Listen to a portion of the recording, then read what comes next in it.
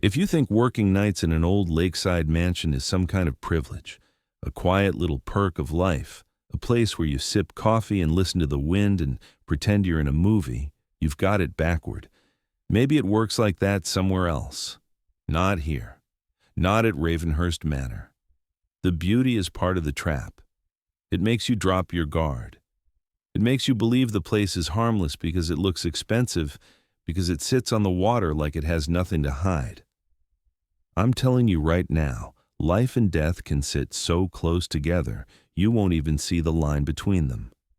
Not in some poetic way either, in a practical way, in a rules-on-paper kind of way. Break the wrong one, even once, and the rest of your life can get cut off mid-sentence. I know because I made it out.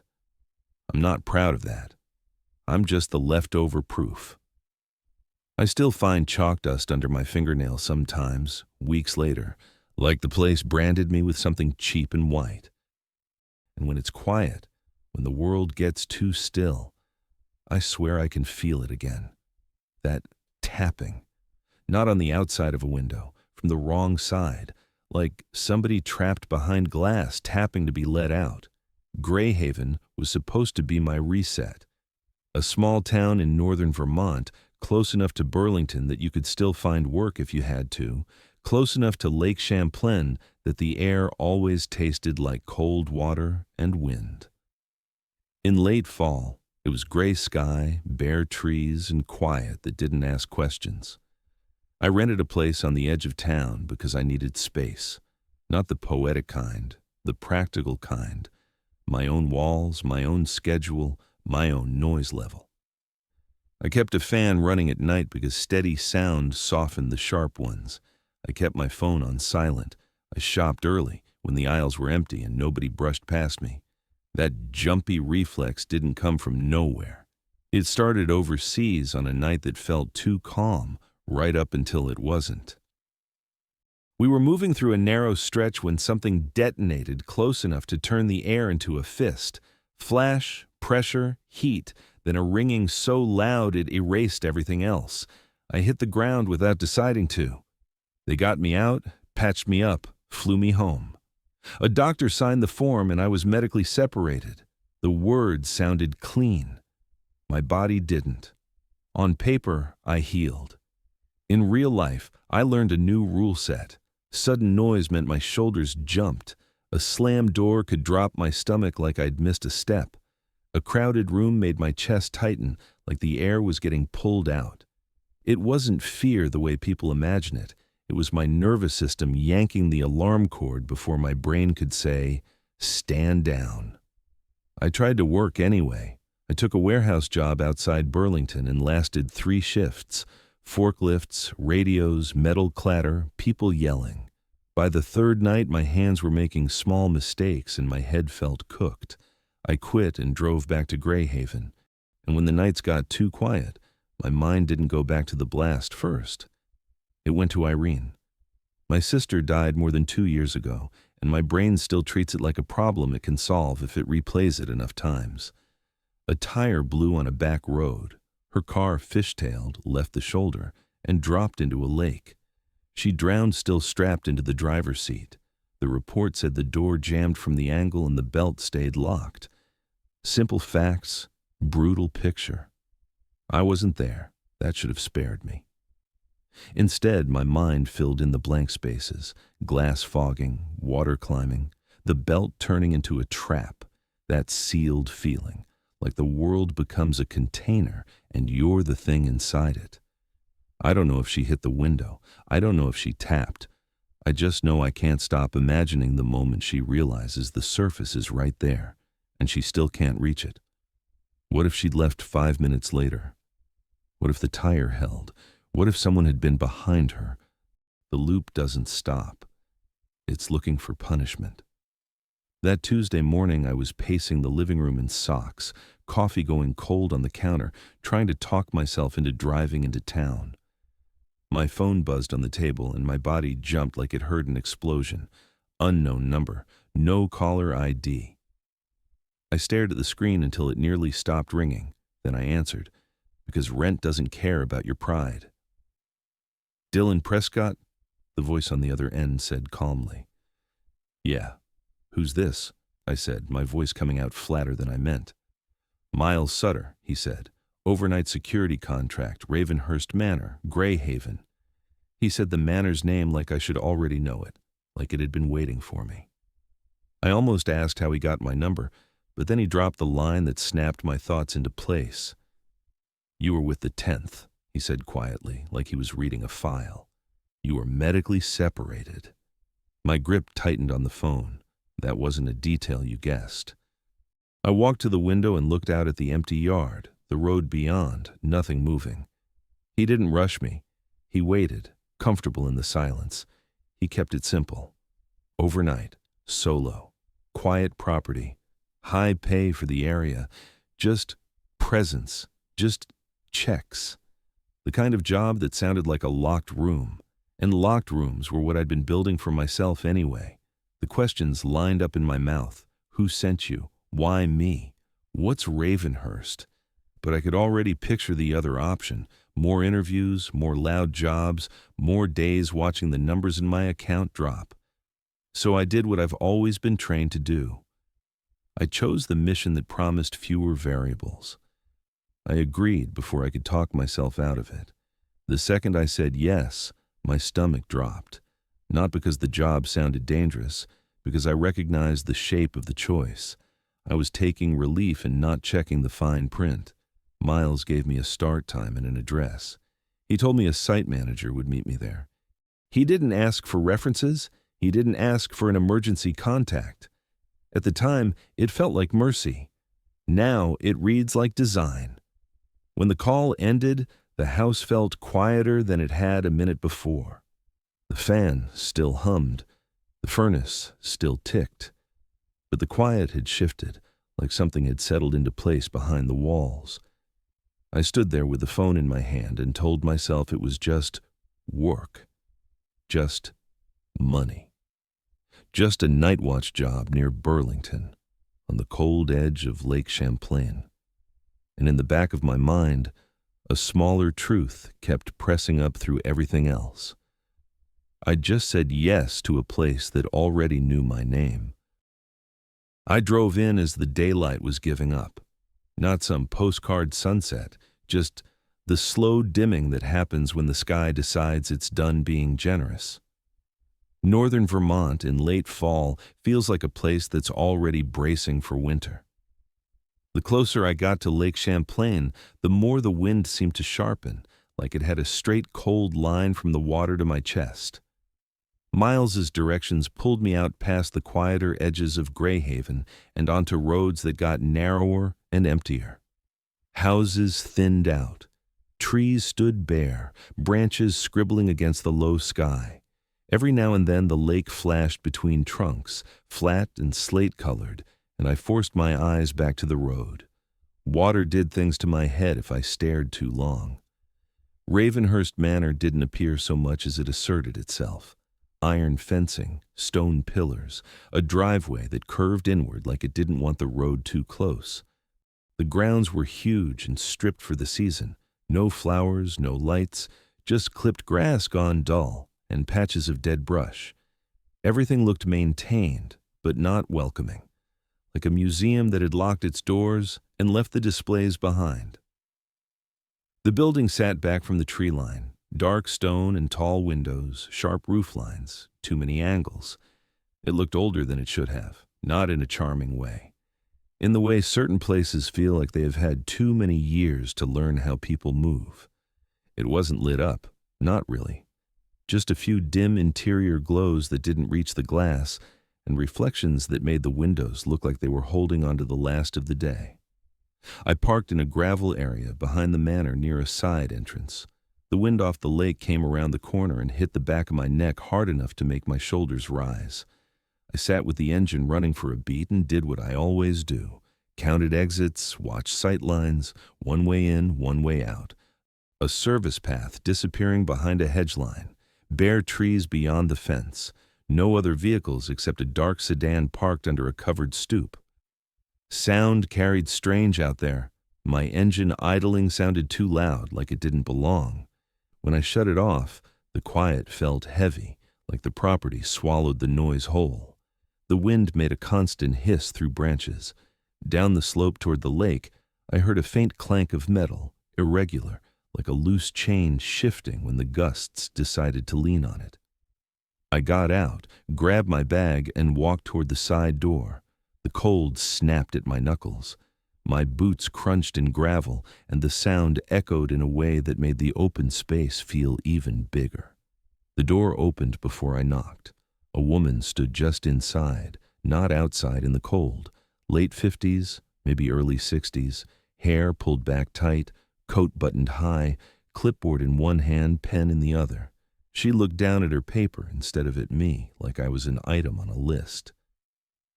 "You're early," Evelyn said, not looking up from her clipboard.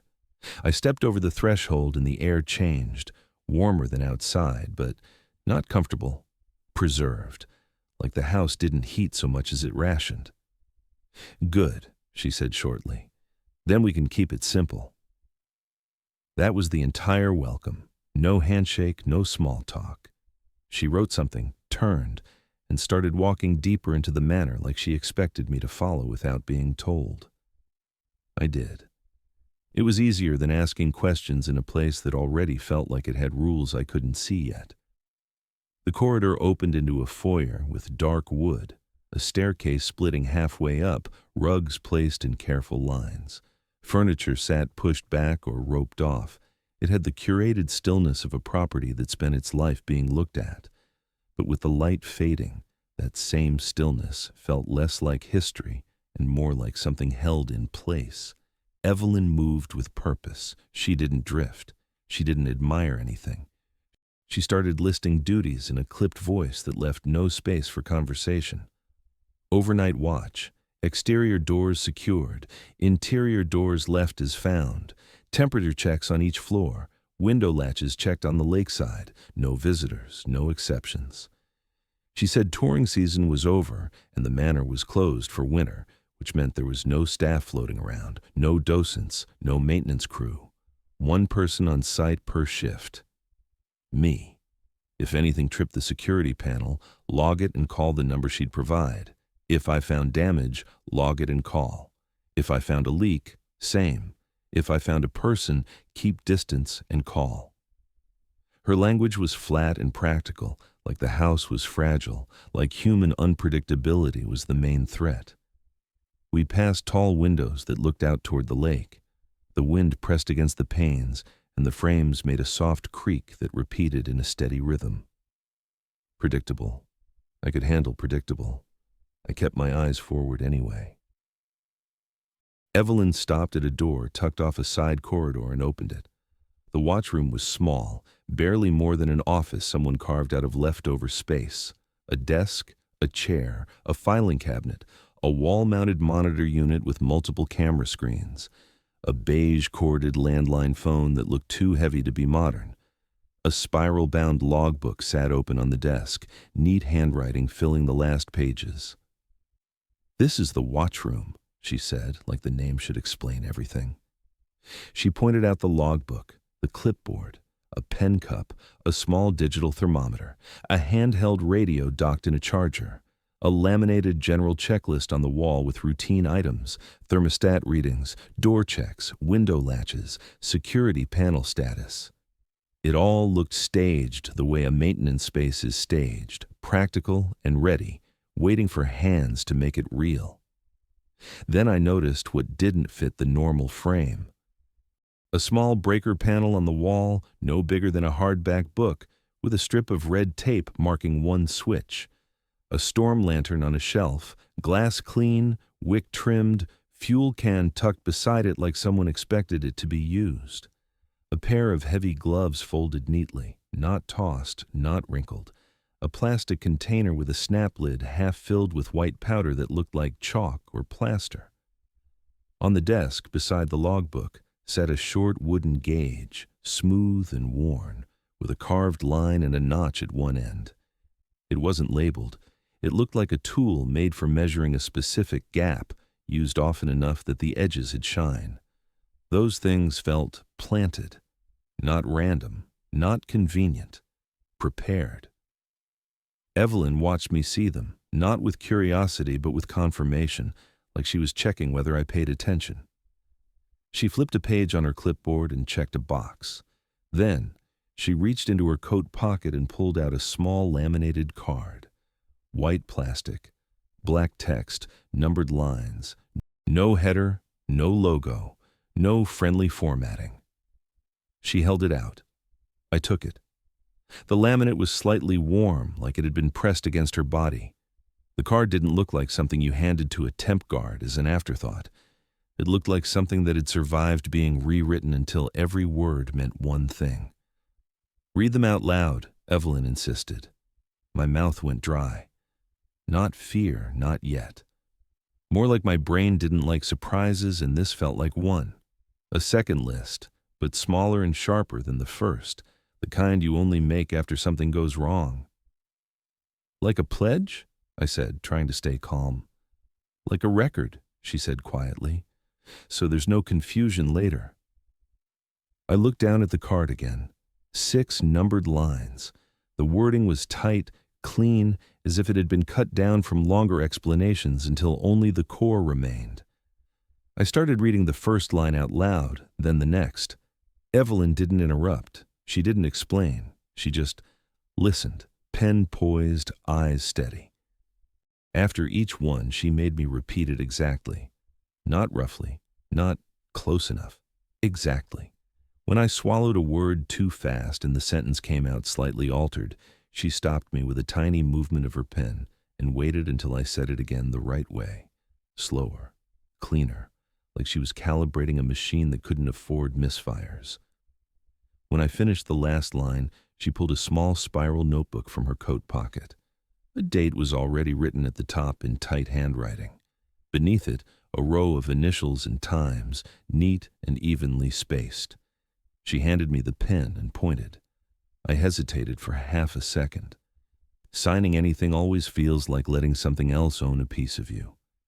But my bank balance was a louder voice than my instincts, and I'd already driven here. I initialed where she indicated.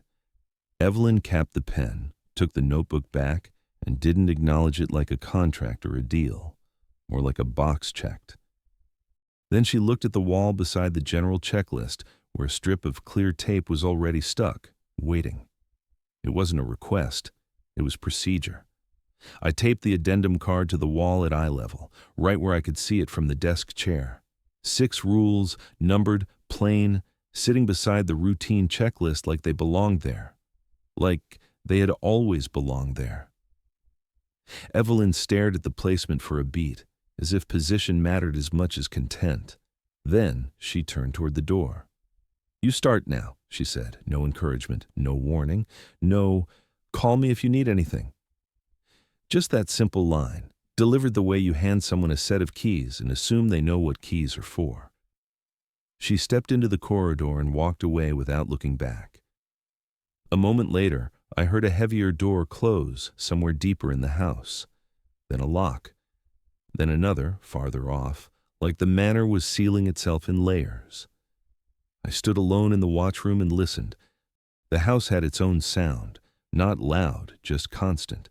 Wood shifting as the temperature dropped, air moving through vents with a faint, steady sigh. Something mechanical humming somewhere below, maybe a dehumidifier, maybe a furnace. The kind of sound that meant the building was always doing work even when no one was watching. Outside, the wind pressed against the lake-facing windows and pulled away. Pressed and pulled, slow and deliberate, like breathing. The silence wasn't empty. It felt occupied. I stared at the general checklist, then at the addendum card beside it. Rules were easier than people. That was the thought I'd been living on.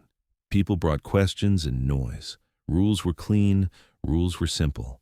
Follow them and you could stop thinking.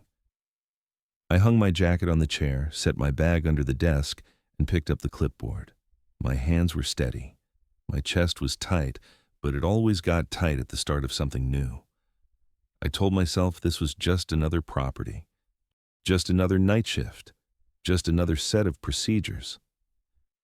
Then I stepped out into the hallway to begin my first real round, and the manor felt like it was waiting for me to prove I could follow instructions without asking why.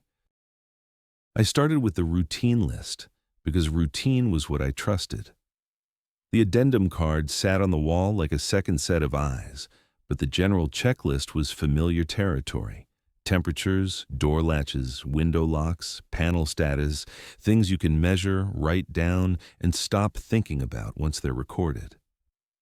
The manor swallowed footsteps in a way I didn't expect. Hardwood should have carried sound, but my boots didn't echo much. Noise died fast, like the air was thick enough to catch it. That made the hallways feel longer. Every doorway I passed looked darker than it should have, like the rooms were holding their breath.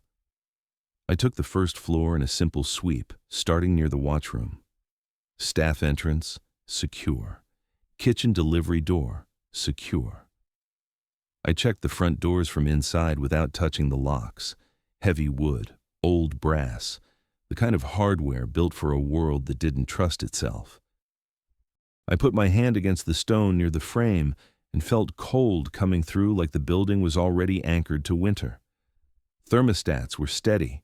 68 in the foyer, 69 in a parlor, 70 in the library. I wrote each number down with neat blocks because writing made my brain settle. Radiators ticked now and then, metal expanding and contracting. Normal building talk, predictable. The second floor felt more exposed.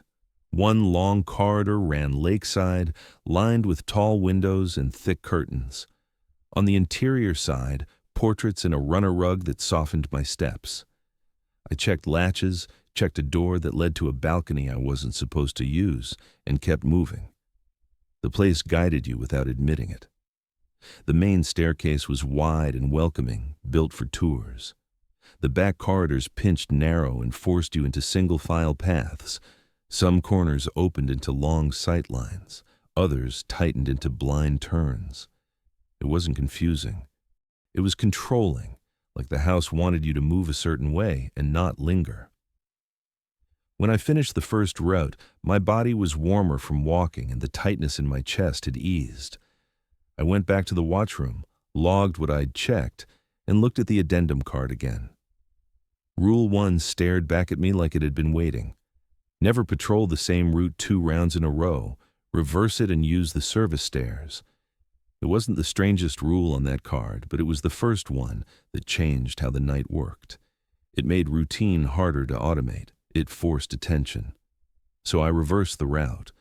I found the service stairs behind a plain door near the back corridor. The door didn't match the rest of the manor. No trim, no ornament, just paint and a simple knob. The stairwell inside smelled like dust and old plaster. The steps creaked more here, not because they were older, but because they were less protected. No runner rug, no polish, just boards worn by work boots over decades. Halfway up, I understood why the rule existed. The service stairs bypassed the lakeside hallway entirely. No big windows, no curtains, no reflections. They brought you up behind the main flow and let you step into interior corridors where the air felt steadier, less open. That felt deliberate. I wasn't trying to turn the place into a story, but I knew systems. People don't write a rule like that for fun. They write it because something happened, and they didn't want it to happen again. The reversed round went faster because I'd already seen everything once. Temps hadn't shifted. Doors were still secure. Nothing looked disturbed. The longer I kept moving, the more my mind quieted down. That was why I'd taken this job. Keep the body busy so the thoughts can't get their claws in. By midnight, the house felt darker, not because the lights changed, but because my eyes stopped forgiving shadows. I checked the addendum card again. Rule 2 wasn't optional. After 12 a.m. every curtain facing the lake must be left open exactly 1 hand's width. I went upstairs and walked the lakeside corridor. The curtains were heavy, thick fabric, and they moved like they had opinions about being moved. The wind pressed against the glass behind them and eased off, pressed and eased, slow and steady like breathing. I'd carried the little wooden gauge from the desk without thinking too hard about it. Now I slid it into the gap between the curtain edge and the window frame. It fit clean. I checked the next window. Same fit. The next, same again. It wasn't approximate. It wasn't a preference. It was measured. On the fourth window, when I nudged the curtain to confirm the spacing, I saw a faint pencil mark on the inner trim, a thin line where the curtain edge should rest. I leaned closer and found another mark lower, then another. Old, repeated marks like people had been enforcing the same gap for years and leaving proof behind. That was the moment the rule stopped feeling like an odd request and started feeling like an institution. This wasn't something Evelyn invented this season. This was older than her, older than me. The system was baked into the wood. One curtain was a fraction too narrow. I adjusted it by an inch so the gauge sat right. The fabric whispered when it moved. When I stepped back, the window looked no different than before, but my skin still prickled, like the house had noticed and filed it away. I finished the corridor and went back to the interior side. I used the service stairs again because Rule 1 mattered, and because I didn't like how the lakeside hallway made my peripheral vision feel too open. Back in the watchroom, I logged the curtain check with sterile wording. Time, location, completed. It felt strange to write down something so specific, but the logbook didn't care what felt strange. It cared about record. 1 a.m. came and went without incident. I kept moving, reversing routes, forcing myself to stay engaged. It helped. My thoughts stayed smaller when my body stayed busy. I didn't sit long enough to spiral.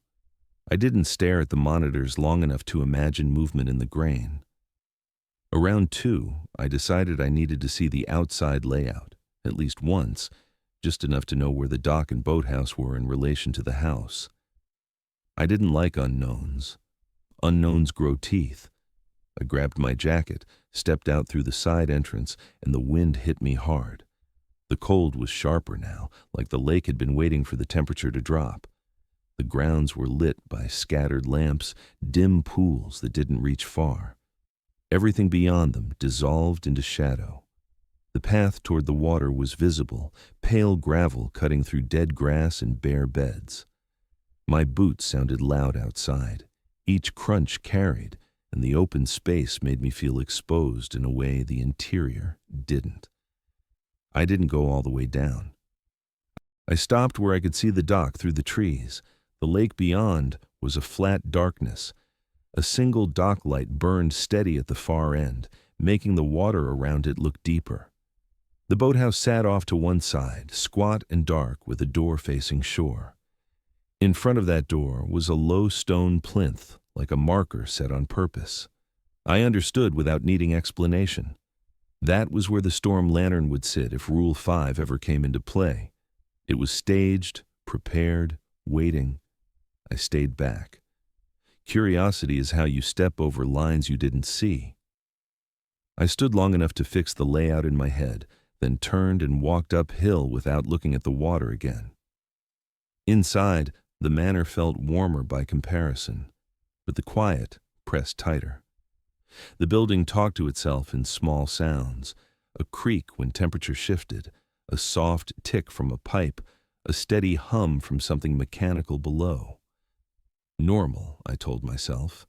Old building talk.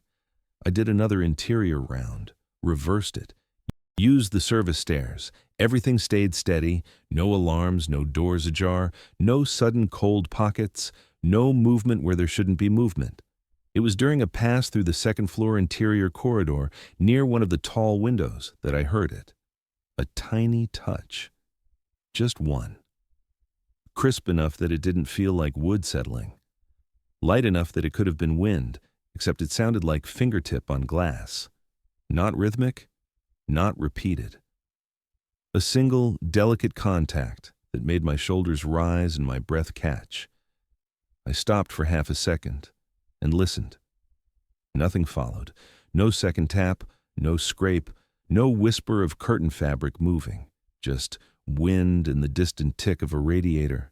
My instincts told me to step closer, to confirm, to prove to my own nerves that it was nothing. That was my old habit. Certainty, control, proof. The kind of thinking that makes you walk toward the sound instead of away from it. I didn't do it. I kept walking. I finished the round. I checked latches. I logged temperatures. I wrote down the time and the notes that belonged on paper. I didn't write about the tap because I didn't know what it meant, and giving it ink would make it real in a way I wasn't ready for. I told myself it was wind. I told myself it was the house settling. I told myself my nerves were hunting threats because they didn't know how to shut off. By 3 a.m., the job felt manageable. Strange, yes, but manageable. The rules were specific. The house was quiet. Nothing had demanded more from me than attention and obedience. I sat in the watchroom with the monitors dimmed, the addendum card in my peripheral vision, and I let myself believe I'd found what I needed. A place with structure. A place with silence. A job where the hardest part was just following instructions. By the second night, I thought I understood what Ravenhurst wanted from me. I was wrong. The job wasn't getting easier. It was getting more exact. I let myself in a few minutes early and went straight to the watchroom. Same desk, same logbook, same beige landline that felt too heavy to be real. The monitors glowed low. The general checklist sat where it always sat. The addendum card was taped beside it, 6 lines of black text that didn't look dramatic, just final. I made myself mechanical on purpose. Slow breathing, shoulders down, pen moving in clean blocks, temperature stable, doors secure, no alarms, no anomalies. Writing it down turned the night into something I could hold. The manor was quiet in a way I could tolerate. Radiators ticked when they cycled. Something below hummed steadily.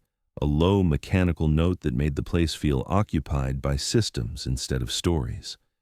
Wind pressed against the lake-facing windows and eased off again. The building answered with soft creaks and settling pops. Old wood, cold air, predictable. I followed Rule 1 without letting myself debate it. I ran my route, then reversed it. I used the service stairs when the rule demanded it, and I noticed again how those stairs kept me away from the lakeside corridor. The service stairwell felt like a utility vein, narrow and plain, with less glass and fewer reflective surfaces. It wasn't comfortable, but it was simple. Simple was good. Midnight hit and Rule 2 came with it. I took the wooden gauge from the desk and went upstairs. The lakeside corridor felt colder than the interior hallways, like the glass pulled the temperature down around it.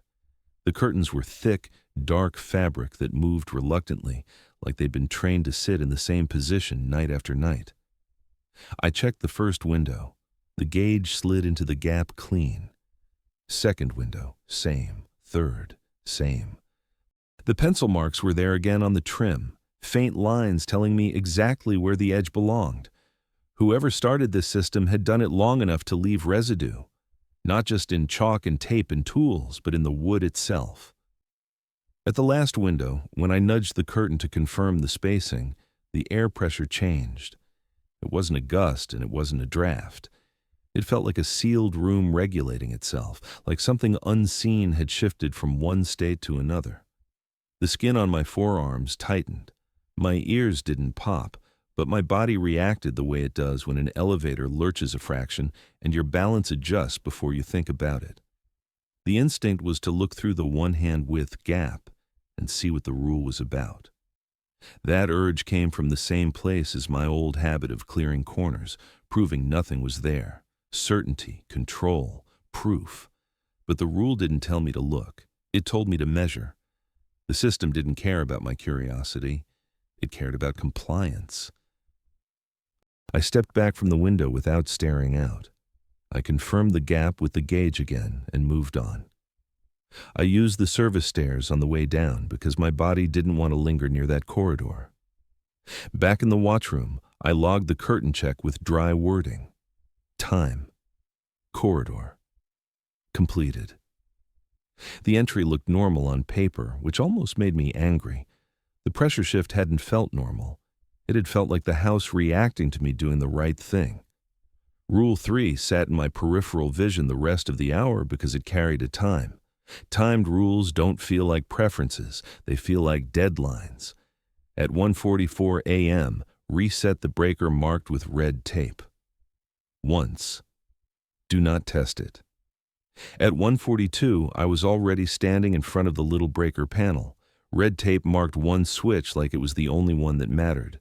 The switch looked ordinary, cheap plastic, and a small lever. It could have controlled a heater circuit. It could have fed a dehumidifier. It could have been nothing important at all. But the rule's wording didn't read like maintenance. It read like restraint.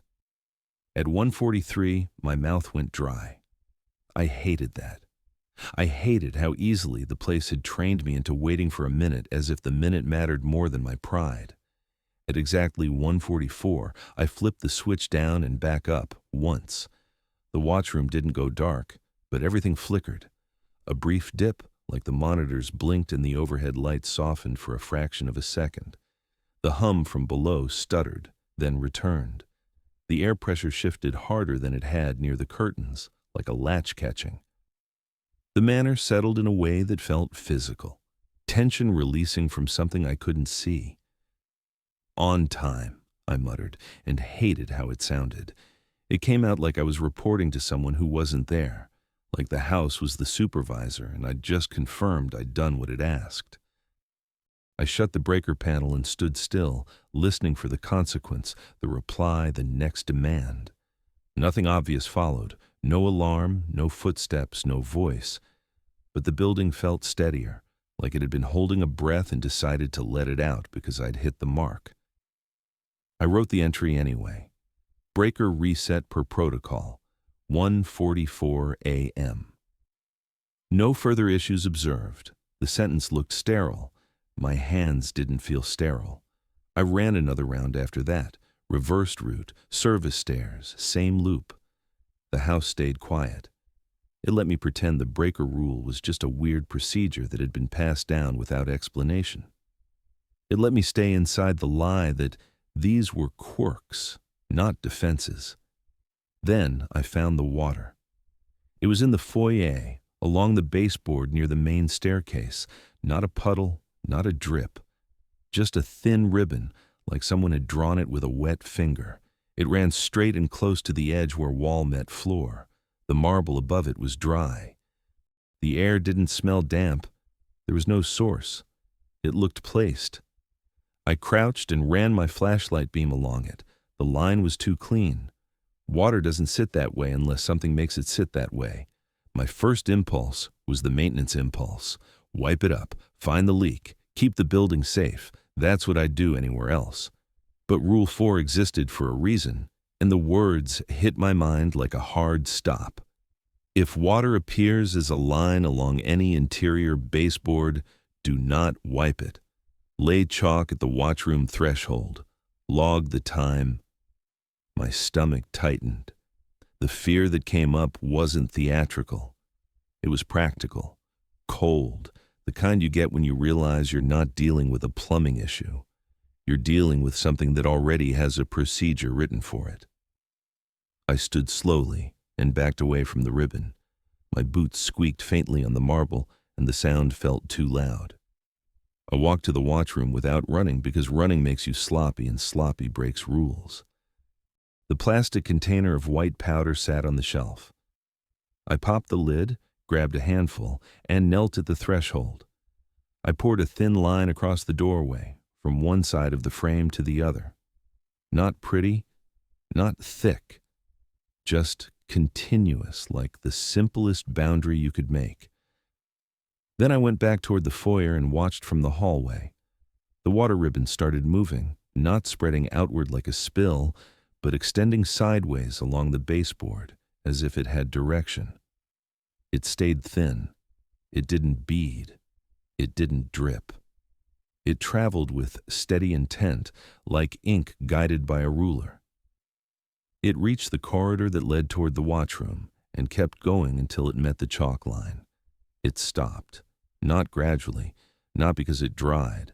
It stopped cleanly, the edge held sharp against the powder as if the chalk was glass. The chalk didn't dissolve, The water didn't smear through. It just pressed up to the line and held there, perfectly contained. My hands went cold. My pulse climbed anyway. I stared at that clean edge and felt something in me shift, something hard and permanent. The rules weren't quirks. They weren't even precautions. They were boundaries. The breaker reset wasn't maintenance. It was timing. The curtain gap wasn't aesthetics. It was regulation. And the chalk wasn't a tool for a messy floor. It was a fence. I went back into the watchroom and wrote the entry the way a technician would write it, because I needed my words to stay calm even if my body didn't. 2:06 a.m., waterline observed along foyer baseboard near main staircase. No apparent source. Rule 4 enacted. Chalk barrier placed at watchroom threshold. Water advancement halted at barrier. I stared at the sentence after I wrote it. My handwriting was steady. The house beyond the doorway was steady too, like it had accepted the boundary and moved on. That was what made it worse. It didn't feel random. It felt procedural, like the system was real, and it worked. And it only worked as long as I did exactly what it asked, exactly when it asked, without needing to know why. By the end of that night, I stopped thinking of the addendum as a list of odd instructions. I started thinking of it as the fence line around something that would cross the moment I gave it a gap big enough to fit through. I didn't sleep much between night 2 and night 3. Not because I kept seeing things when I closed my eyes, but because the logic wouldn't shut off. Water had stopped at chalk like it hit glass. That wasn't mood. That was mechanics. A procedure meant the problem was known, repeated, predictable enough to build a response around it. So when I walked into the watchroom for night 3, I treated the addendum card like it was the real contract, and the general checklist like it was camouflage. I still did the routine first because routine kept my hand steady. Temperatures, doors, panel status. The words went into the logbook in clean, neutral lines. The manner stayed quiet in a way I could tolerate, but it didn't feel empty. It felt like a machine idling, waiting for the next timed input. The timing was what started to bother me, not the creaks or the wind, the way small shifts lined up with the same minutes. Midnight didn't just mark a new day, it marked a change in the air. Every time I went to the lake-facing corridor and measured the curtain gaps, that subtle pressure shift hit right after I confirmed the spacing, like the building regulated itself when I did it correctly. And after 1:44, the watchroom always gave that same brief flicker, localized and controlled, as if a circuit changed state and the manner settled back into alignment. The house didn't feel random. It felt scheduled. Scheduled meant planned. Planned meant expected. And that meant the system wasn't reacting to me so much as using me. I kept moving because stillness invites thoughts, and thoughts invite the past. I ran the route, reversed it, used the service stairs when Rule 1 demanded it. I checked my watch more than I wanted to admit, then caught myself and got angry about it, like noticing the time made me weak, like the house would see it. That idea was stupid, but my body didn't care what my brain called stupid. At midnight, I took the wooden gauge and went upstairs. The lakeside corridor was colder than the interior halls, the glass pulling heat out of the air around it. The curtains were heavy fabric that moved reluctantly, like they preferred staying exactly where someone had trained them to stay.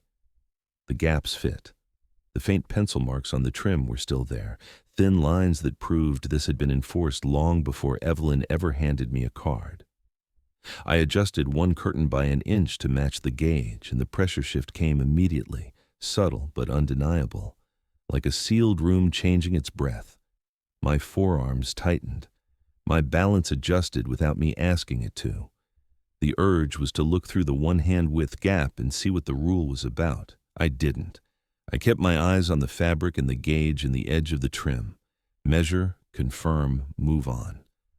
I left that corridor without letting myself stare out, then used the service stairs on the way down because it felt safer to be in a narrow stairwell than a hallway that could turn windows into mirrors.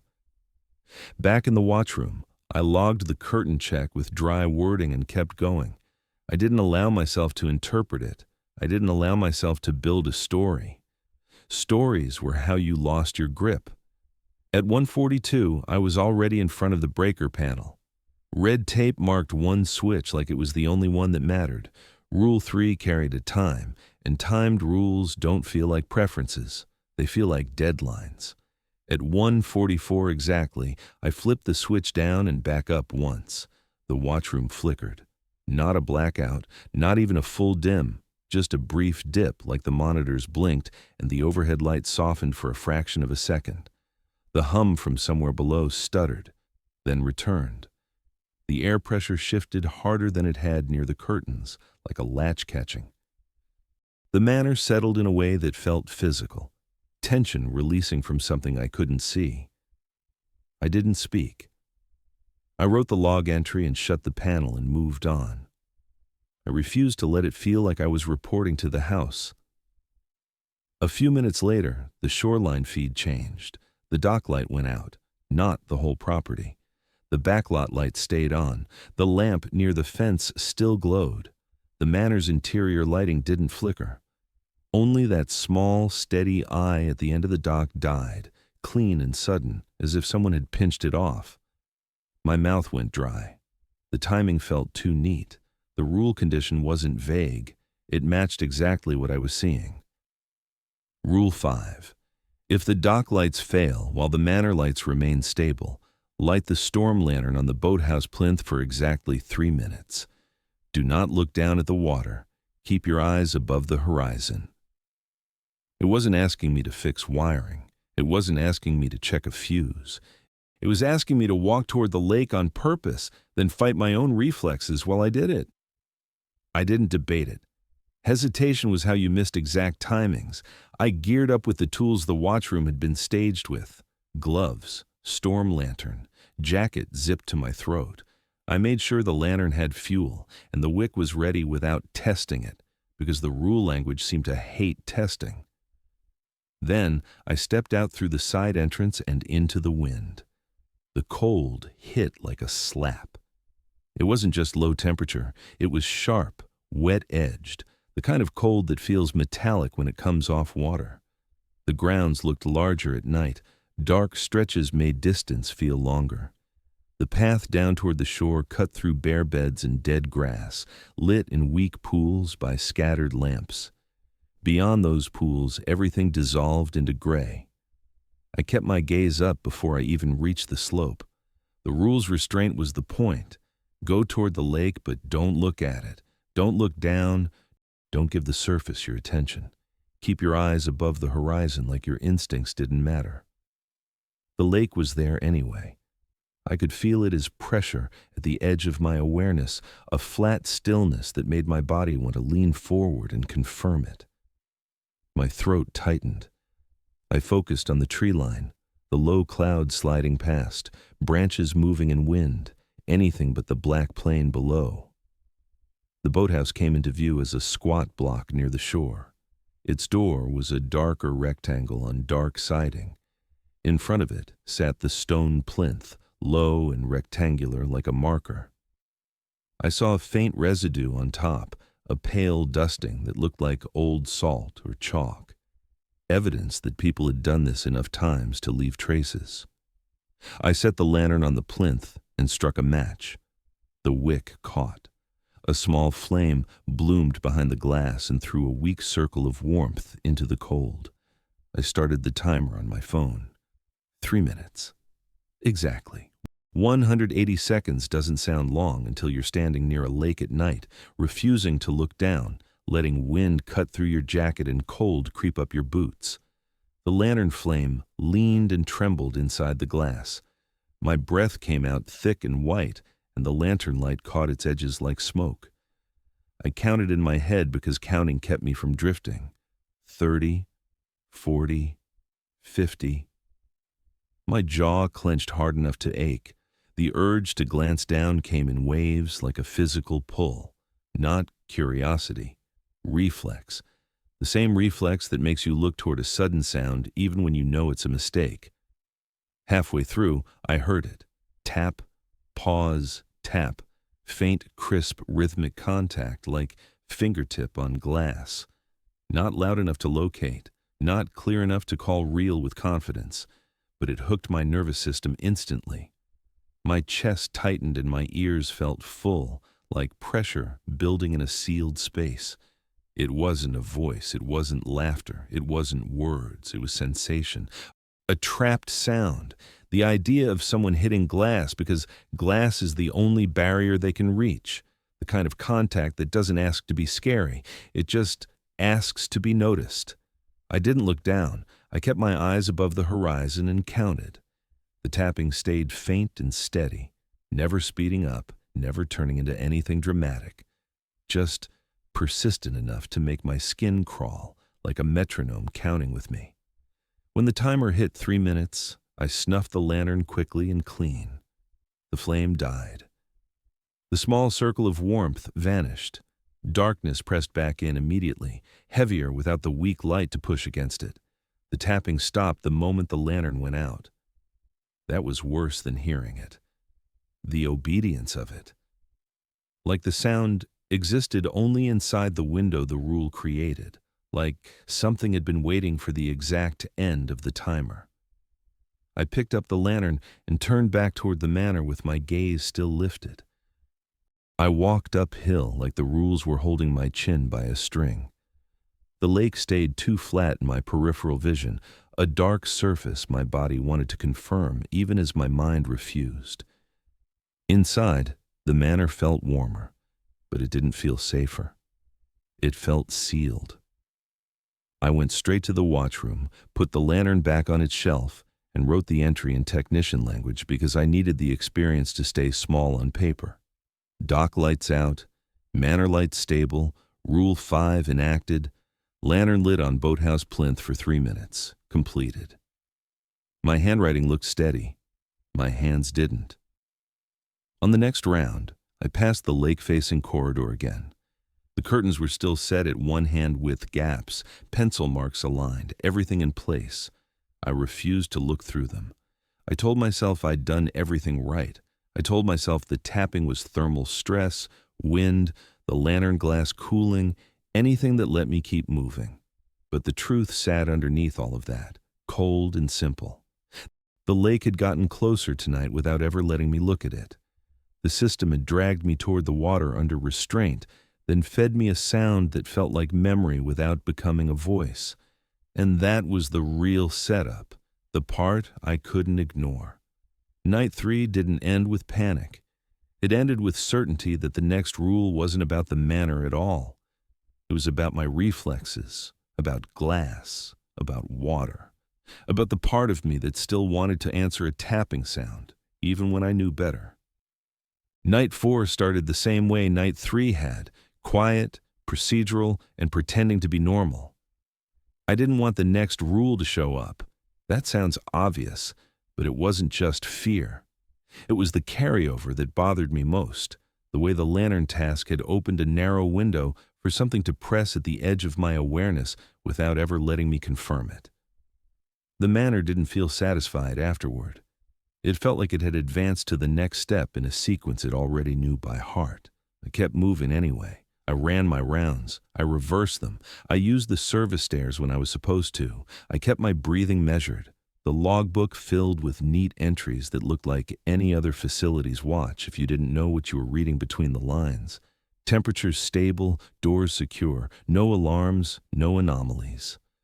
The words kept my hands busy, kept my mind from turning inward.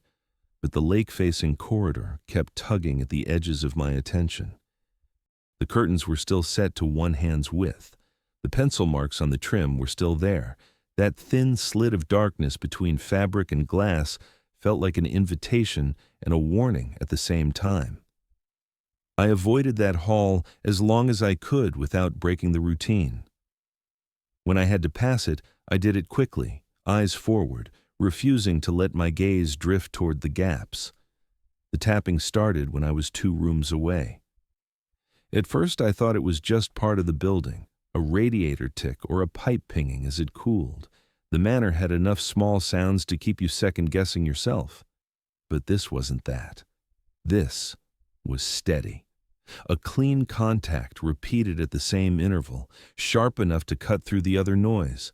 Not random, not scattered, a pattern, tap, tap, tap. I stopped in the interior hallway with my pen halfway to the clipboard and listened. The sound wasn't moving. It wasn't traveling through the walls. It was fixed in place like a point on a map. The cadence stayed the same, too consistent to be wind-blown branches, too crisp to be hail. It sounded like knuckle on glass, not hard enough to crack it, not soft enough to ignore. Intentional contact. My mouth went dry. I started walking toward it without meaning to, drawn by the oldest reflex I had, the one that said, identify the source, confirm the threat, get control back. That reflex had kept me alive before. It had also gotten people hurt when it ran ahead of judgment. I felt it pulling me now, the urge to step into the lake-facing corridor and look straight at the window until I could label what was happening. The tapping grew louder as I approached, not because it sped up, but because I was closing distance. It came from one of the big windows on the lakeside, somewhere near the middle of the corridor.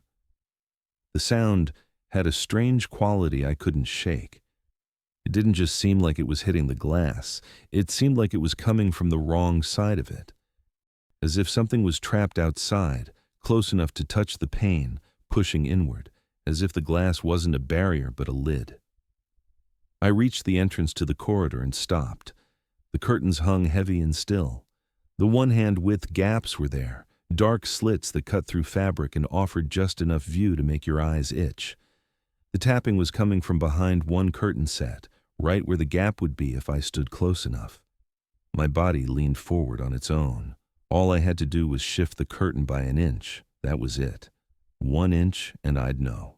1 inch and I could prove to myself this was wind or a loose latch or something stupid and explainable. Certainty was the bait. It always had been. The world gets easier when you can name what you're facing. My fingers twitched inside my gloves like they wanted to reach. That was the trap. The tapping wasn't loud, but it hit something inside me with the same force as a flashbang that didn't go off in sound, only in sensation. A sealed pressure, a tightness behind the eyes. The idea of glass that won't move no matter how hard you push it. Not a clean image of Irene, not her face or her voice. Just the physical reality of her last moments, as my mind had built them from police reports and what-ifs. A car window fogging from the inside, a seatbelt that won't release, water pressing against doors that won't open, hands hitting glass because there's nothing else to hit. The tapping stayed steady. Tap, tap, tap. My throat closed, my chest tightened. My brain chased certainty like it used to chase mission clarity, like if I could just see what was there, I could handle it. I could make the right decision. I could stop the loop from running. The problem was that the loop wasn't mine anymore. The loop belonged to this place. I forced myself to remember the addendum card, not as words on paper, but as a boundary line that kept water from crossing chalk. The rules worked because they were specific. They didn't ask what I felt. They didn't care what I wanted. They gave me a script when my instincts would betray me. Rule 6 had been sitting on the card like a bruise I didn't want to press. If you hear tapping at a lake-facing window, do not check the gap. Step back 7 steps. Face the wall. Say one sentence once.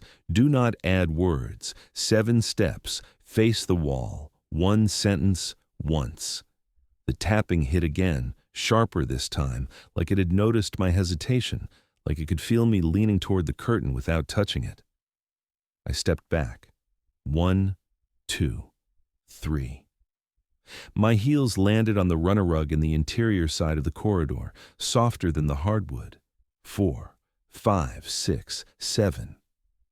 I stopped exactly there, like the rule demanded, and turned to face the opposite wall. Portraits hung there, dark oil paintings, faces that looked too calm. My eyes fixed on a point between 2 frames because I didn't trust myself to look anywhere else.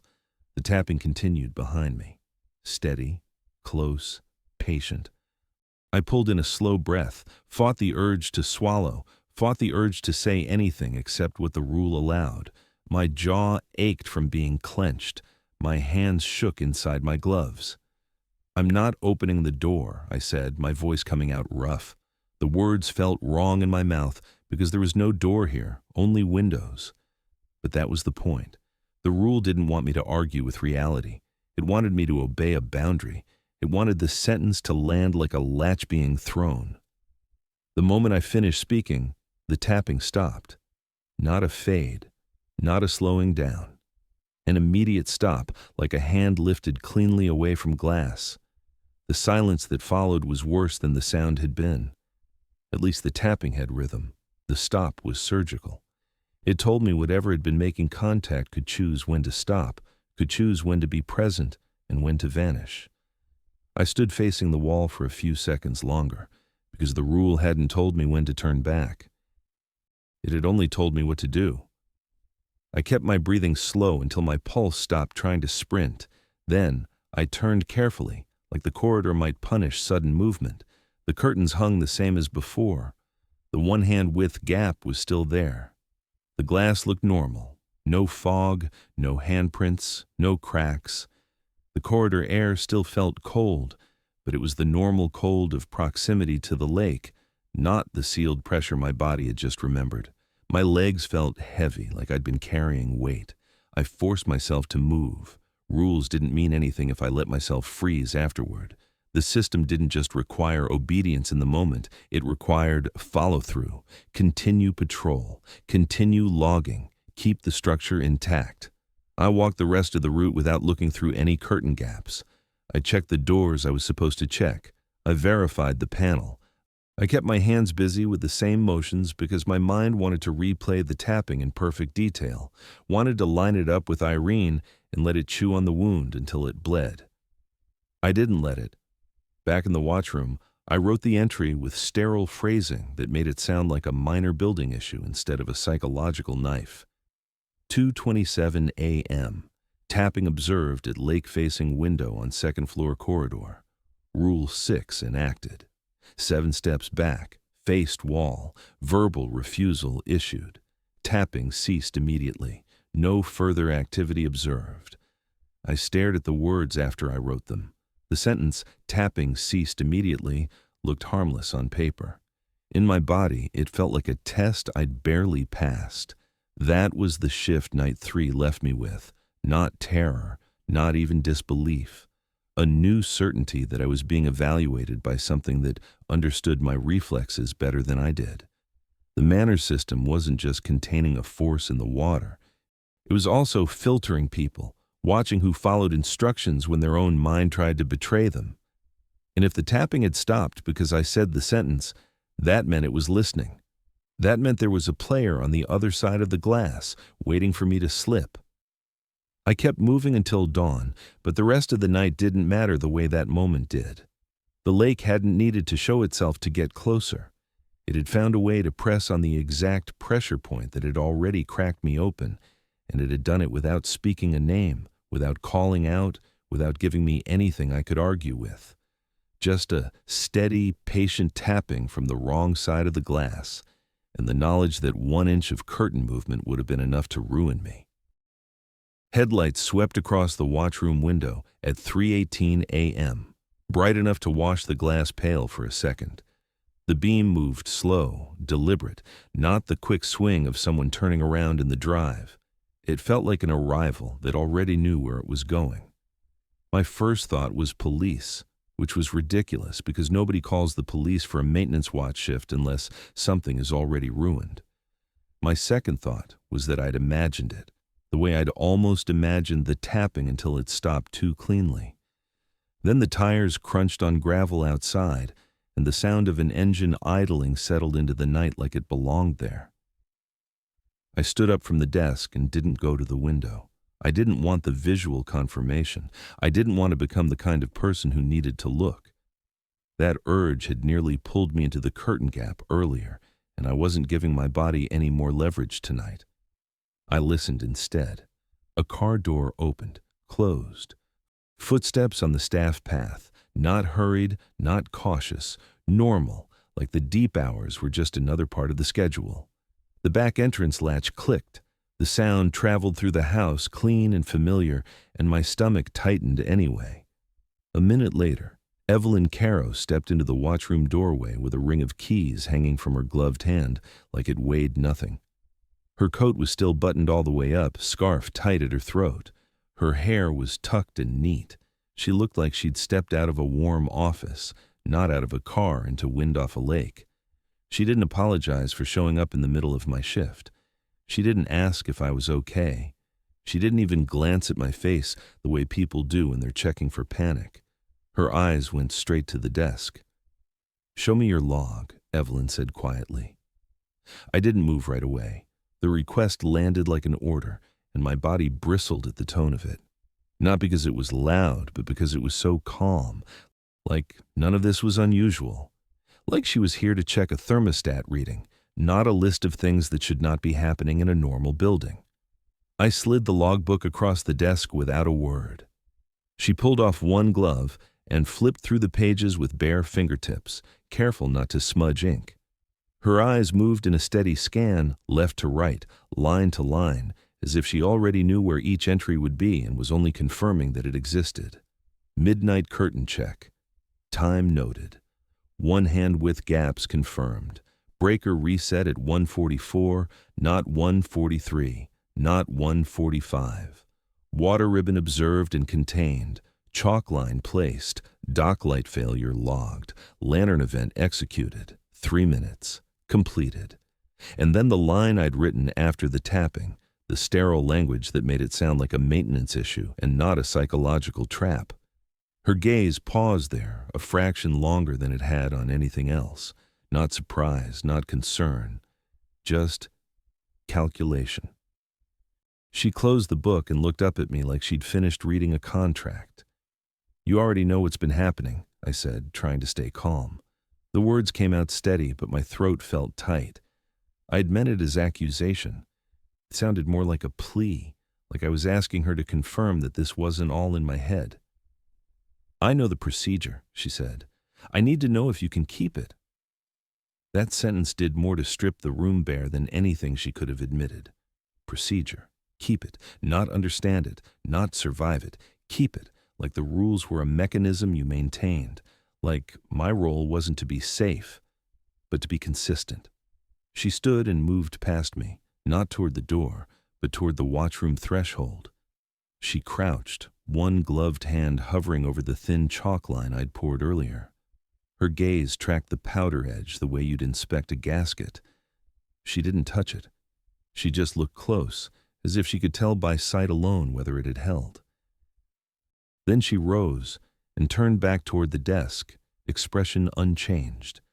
The anger that had been building in me found a new target, sharp and clean. Not the house, not the lake, the human being standing in front of me acting like this was normal. Miles Sutter. The phone call. The way he'd said my full name. The way he'd referenced my old unit like he'd been reading a file.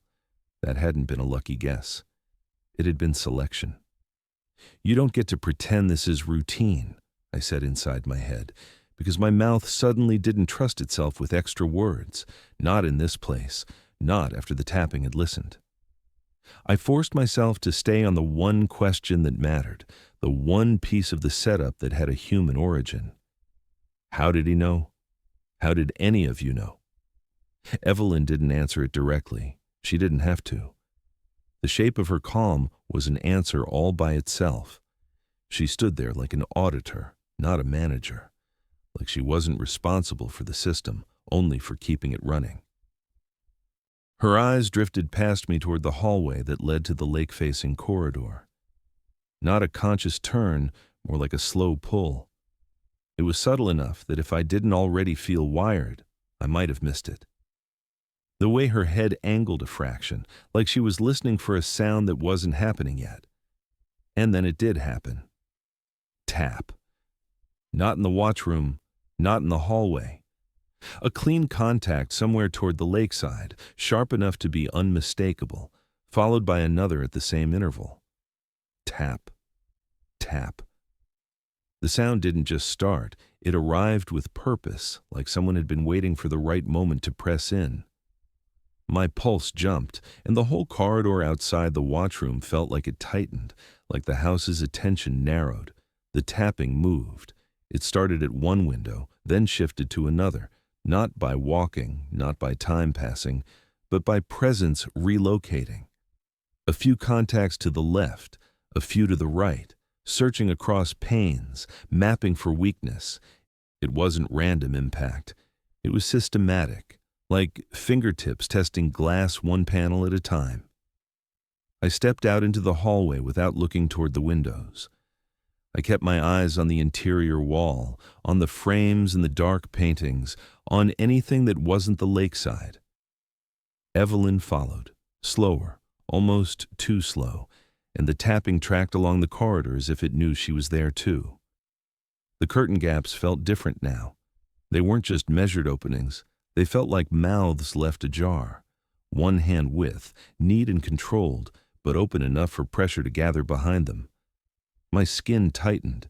The air felt heavier as we approached, like the corridor was a chamber and the window end was a sealed door straining at its edges. Evelyn drifted toward the curtains like she was being tugged by a wire. Her posture stayed upright, but her steps shortened, her attention narrowing toward the one-hand width gap as if she could fix this by seeing it.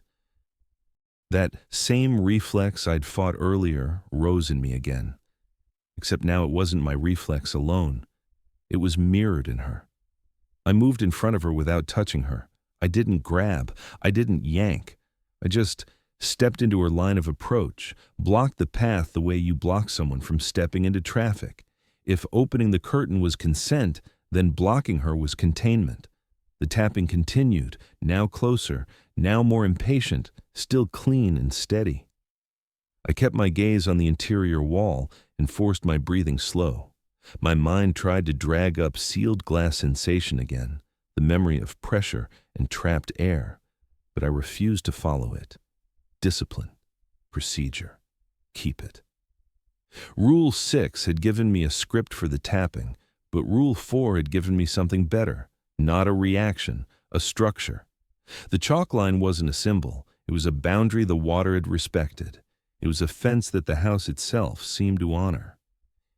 If the system was built on constraints, then the only way to survive the constraints was to use them. I went back to the watchroom without running.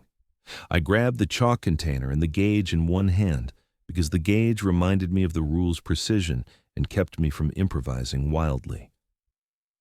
I walked back into the corridor and knelt on the hardwood where the hallway widened, not at the watchroom threshold this time, but farther out, where the corridor began to feel like a funnel toward the windows. The tapping hit again, sharper, like it had noticed me committing to an action that wasn't just fear. It shifted 2 panes over, then 3. Testing. I poured chalk in a wider arc, not a straight line across a doorway, but a curved boundary that cut the corridor's approach off from the most direct pull toward the curtains. I made it continuous, no gaps, no thin spots, no careless breaks. My hand moved steadily, using the container like a dispenser, keeping the line thick enough to be seen and thick enough to matter. The arc widened as it went, shaping a containment zone that pushed the safe side of the corridor back toward the interior of the manor. The air changed as the chalk hit the floor. A pressure shift, immediate and sharp, like the corridor had been holding tension and my line had given it a new edge to press against. The tapping moved faster for a moment, skittering across panes as if searching for a weak spot, then it narrowed again, returning to a single location like it had chosen a target. Evelyn stood behind me, silent. I didn't look at her face. I didn't trust what I'd see there. I could feel her attention drifting toward the curtains, like she was still being pulled, like her body wanted the certainty of sight more than it wanted the safety of procedure. I finished the arc and connected it into a closed shape, not a perfect circle, but a continuous boundary that defined where we could stand, without being in reach of whatever was pressing from the other side of the glass. When the line met itself, the chalk dust rose faintly into the air and settled back down, and the corridor felt like it locked into a new configuration. The tapping turned into a thin scrape, a sound like fingernail dragged lightly along glass, testing for a seam. Then it stopped. Not a fade, not a retreat, a clean stop, like a hand lifted away. In the silence that followed, Evelyn was simply no longer behind me. There was no scream, no struggle, no spectacle. One moment there was the weight of her presence in the hallway air, the sense of another person breathing, standing too close. The next moment that weight was gone, like a frame removed from a wall so quickly you only notice by the lighter patch left behind. I turned my head just enough to confirm the empty space without looking toward the curtains. The corridor behind me was vacant, no footsteps running away, no coat-brushing fabric, no keys jingling, just the manners-regulated quiet returning, smoother than before, like the system had completed a step and reset itself. Downstairs, somewhere out of sight, a faint, wet sound whispered along a baseboard, then retracted, as if a drawn line of water had decided it no longer needed to travel. I stood inside my chalk boundary with chalk dust on my gloves and cold in my lungs that didn't belong to the indoor air. My pulse hammered, but my body held. Discipline was the only reason I didn't sprint. Sprinting would have made me look. Sprinting would have made me break my own restraint and throw myself at the windows in panic. I didn't do that. I stayed where the system could see me keeping it. I checked the curtain gaps at midnight again, because the rules didn't stop being rules just because Evelyn vanished. I reset the breaker at 1:44 when the time came, because timing still mattered. I kept my eyes off the lake. I treated the corridor like a hazard zone and kept the chalk arc intact. I wrote the log entries in the same sterile language because words were safer than emotion here. I didn't leave in the dark. Leaving at night felt like stepping off the map, like walking into a space where the rules couldn't follow me and whatever lived in the water wouldn't need to pretend there were limits. So I stayed until the sky began to thin and the manor's windows held a hint of gray instead of pure black. When daylight finally showed up, weak and cold, I didn't feel relief. I felt a tight, exhausted clarity. This place didn't reward bravery. It didn't punish disbelief. It tested compliance and fed on the moment a person chose sight over procedure. The system wasn't meant to be understood. It was meant to be kept. And the worst part was knowing I just watched the cost of that, clean and quiet, without a single dramatic sign that anything had happened at all. Morning didn't make Ravenhurst safe. It just made it visible. Gray light slid across the grounds and turned the snow crust pale.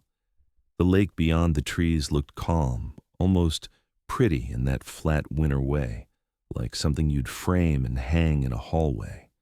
The calm felt like a lie, not because it looked threatening, but because it looked too normal for what had happened in the dark, like it could swallow a person and still hold that same smooth face for the sun. My hands wouldn't come clean. Chalk dust sat in the creases of my knuckles and under the edges of my nails, packed in like it belonged there now. I washed in the staff bathroom before dawn, and it didn't matter. The white stayed. Every time I flexed my fingers, it showed itself again, a reminder that a line on the floor had meant more than any lock on a door. I sat in my truck in the back lot with the engine running for heat and watched the manor's windows from a distance. I didn't stand close to them. I didn't let myself drift into the idea that daylight made glass harmless. Inside, the house had gone back to its regulated quiet, the kind that felt managed, not empty. The corridor chalk arc was still there in my mind, even when I couldn't see it from where I sat. At 7:12 a.m., a state cruiser rolled into the lot. Gray vehicle, roof bar, tires crunching on gravel. The driver got out with controlled movements, jacket zipped high, hair pulled back tight. She didn't look around like she was sightseeing. She walked straight to my window, stopped at a respectful distance, and held up her ID. "Trooper Dana Whitaker," she said evenly. "You're Dylan Prescott?" Yeah, I said. Her eyes flicked toward the manor and back. Dispatch says your site manager failed to check in. I nodded. My throat felt raw from the night and from keeping my mouth shut when it wanted to run. Dana pulled out a small notebook and clicked a pen. Like this was a traffic collision and she needed times, locations, statements. Time you last saw Evelyn Caro. A little after 3, I said. Headlights, staff door, then she was in the watchroom within minutes. Dana wrote without reacting.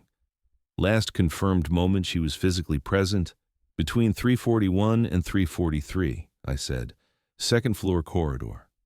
Donna's pen paused. She looked up at me like she was weighing the sentence she wanted to say. People don't just vanish, Donna said evenly. They do here, I said, and my voice came out quieter than I meant. She didn't challenge me. She didn't roll her eyes. She just wrote something down, then asked me to walk her through what happened in those minutes. So I did it, the way I'd learned to do incident reports. Clean sequence, no metaphors, no drama. Evelyn arrived in the deep hours with keys like it was routine. She audited my logbook like she was checking compliance. Tapping started at a lake-facing window. I enacted the procedure. I extended the chalk boundary. The tapping stopped. Evelyn was no longer present. No scream, no visible struggle, no forced entry, nothing that would satisfy a normal explanation. Dana asked questions the way a practical person does.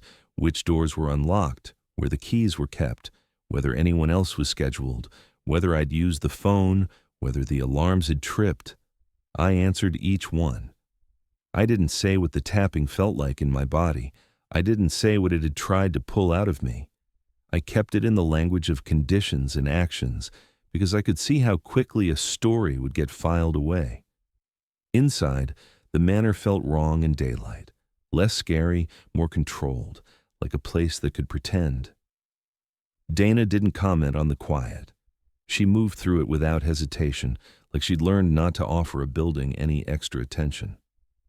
I led her to the monitor station. The feeds were live, front gate, backlot, shoreline.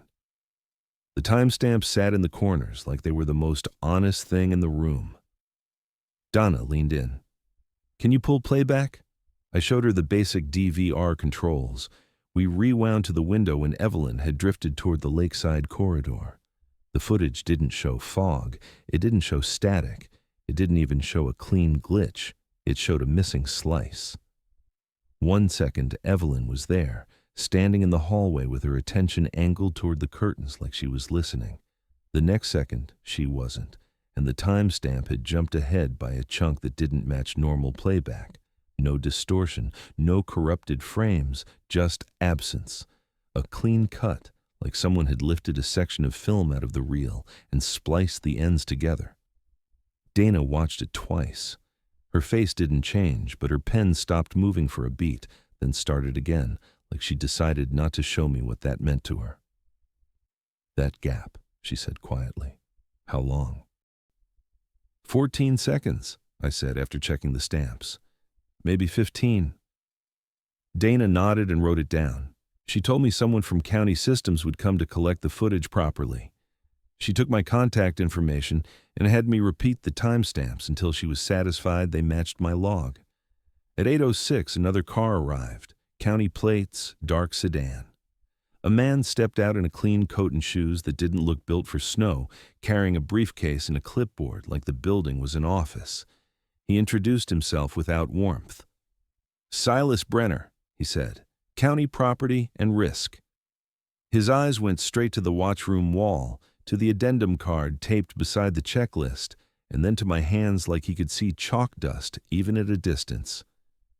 I'm here to collect administrative records, he said. Logbook, addendum card, acknowledgement sheet. I didn't argue. I handed him the logbook. I peeled the addendum card off the wall carefully. I pulled the acknowledgement page with my initials and dates from the drawer. Silas slid everything into his briefcase without reading it in front of me. He checked boxes on his clipboard like this had happened before. Ravenhurst Manor will be closed for winter pending review, he said. Your contract is terminated effective immediately. Final payment will be issued within 10 business days. He didn't ask about Evelyn. He didn't ask about the missing footage. He didn't ask what I'd seen or heard. His calm wasn't comforting.